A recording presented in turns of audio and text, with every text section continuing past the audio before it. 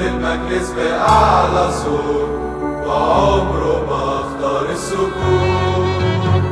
وفي البداية كان واقف يحمي الثورة، ويومها كان واقف حياته وروحه للجموع، والثورة تعيش مهما كان.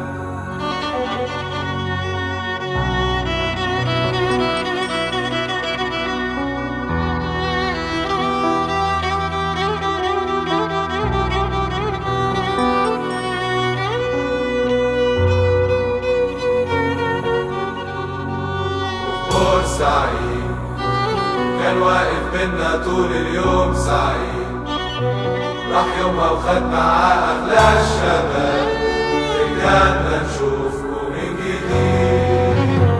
دمك هيكون شرارة ثورة تاني من جديد، ثورة ترجعنا تاني الإيد في الإيد، ونعيش أحرار مش عبيد.